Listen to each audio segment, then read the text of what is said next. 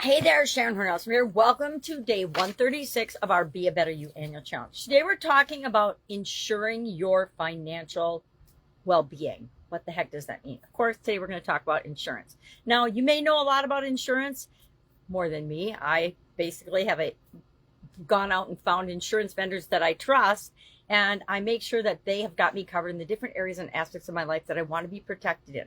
What the heck is insurance? Insurance is really just a contract between you and a company that says for you paying a monthly regular premium, it's called a premium, they will help protect you and help pay the cost of, or cover entirely in some instances, very rarely nowadays, but it used to be that way, any type of unexpected event that you've gotten insurance for. Now, we'll talk about types of insurance in a minute, but basically it's just a contract between you and a company that allows that company, through actuary tables and all kinds of scientific mathematical stuff, to calculate risks.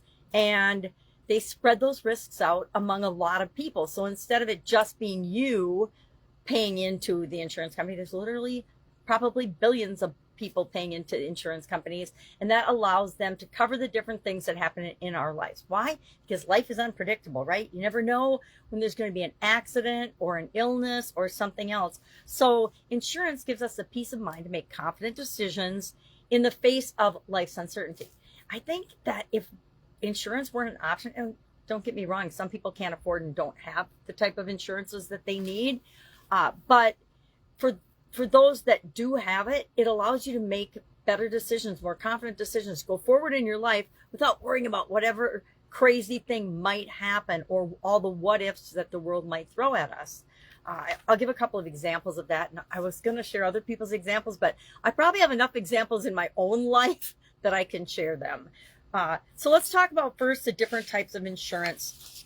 But they just basically protect us. Insurance just basically protects us against, it's kind of like gambling, right? We're gambling, we're betting that we're probably going to have an accident or something's going to happen in our lifetime, because the probability is pretty high, right? For different types of insurance. And the insurance companies are betting that nothing's going to happen to us, right? And they spread that out over millions and millions of people.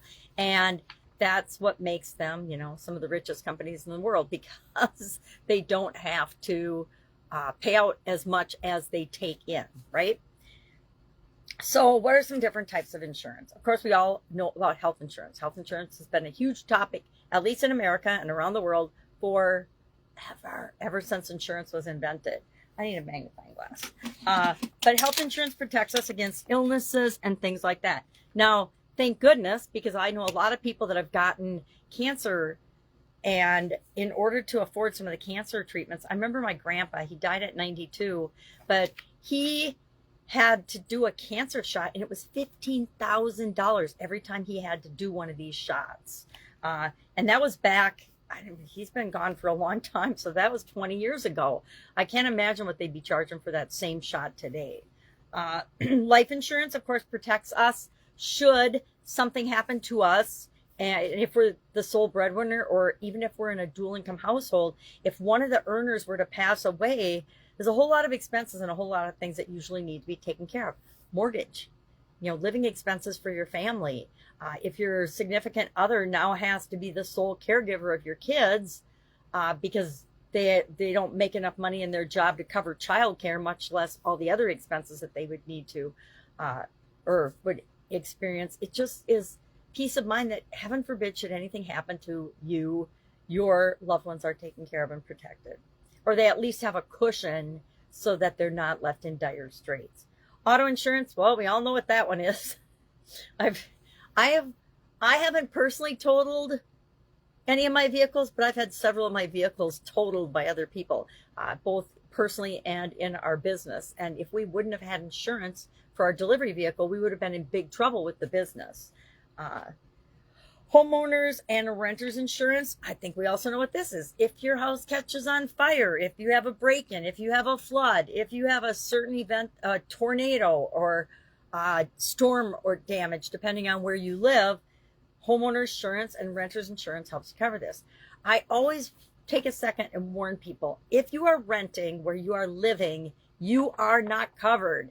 Your stuff is not covered. Any of your personal possessions, any of your furniture, any of your anything isn't covered by the homeowner's insurance. You have to have a separate rental policy. I know so many people that have gotten burned by that, thinking, oh, I don't need insurance. The owner of the building has insurance. Well, yeah, they do, to replace their building, but not to replace any of your items. Disability insurance. I personally have used this one. I had kidney surgery on my first job with Procter & Gamble. I had a really badly infected kidney and almost lost it, but they saved it. But I was out of work for 6 weeks after that surgery. And if I had not had disability insurance, I wouldn't have been able to pay my rent. I wouldn't have been able to pay my new car payment. I wouldn't have been able to do any of that. So disability insurance covers us in case we are not able to work. Travel insurance, I got a good one for this too. Not for me personally, but my son went to Mount Everest and climbed to base camp and proceeded to get high mountain altitude sickness and needed to be airlifted from base camp back down to Kathmandu, or he would have died. Now, I think the flight cost like $45,000, which, I didn't have a spare $45K laying around, but fortunately he had talked to me about and convinced me that it was a good idea that he have trip insurance. And so he had travel insurance for that trip. Thank God, because otherwise that would have been a big dent in his traveling plans, as well as, he did continue to travel after he recovered in Kathmandu. I don't know I can't remember what the hospital was, but that was thousands and thousands of dollars more, right? So trip insurance, travel insurance, if you're going anywhere out of the ordinary, like Mount Everest or any other mountain that you might have to be airlifted off of due to high mountain altitude sickness being a high probability, please, I urge you to get travel and trip insurance. I think most of the cruises and things I've gone on, I have bought travel insurance and trip insurance, never had to not go on a trip because of it, but I had a sudden cardiac arrest, so I almost had to use it for one of my cruises. But that was one of my goals, was I was going to be good enough that I could go on that cruise. And I did, and had a blast. I didn't look it up, but one other thing I want to mention, I'll probably mention this at Supersize Your Business, is the importance of having an umbrella policy. A policy, we have all these different, I didn't even talk about long-term care. I don't have it on the list. That's interesting. I would say another type of insurance that nowadays, and now that we're living longer, people should also consider and see if it's right for you is long-term care. Maybe it's considered as part of disability insurance, but I don't know. I think it's a separate thing. If nowadays, with people living longer, the probability of us needing and requiring some kind of long-term care and assistance becomes greater and greater. And so that is one of those insurances that people tend to say, I'm never going to need it. It's never going to happen to me. But guess what? The probability and the actuary tables say differently. So it's something that you might want to consider. And the other one was having an umbrella policy. An umbrella policy is a policy that you can get. They're expensive, but they're worth it because they cover all kinds of things, especially if you've got your own business or you have a side hustle or something that you could get sued for.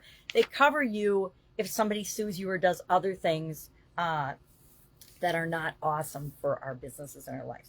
All right, I'm not going to show anybody else's examples because I sprinkled in a couple of my own about insurance, but part of us being financially healthy and having financial well-being is making sure that we are covered in the event of situations that are outside of our control. And insurance is one way to help us with that, so we have the confidence to move forward and make the choices and decisions that are right for us in our life, especially financially.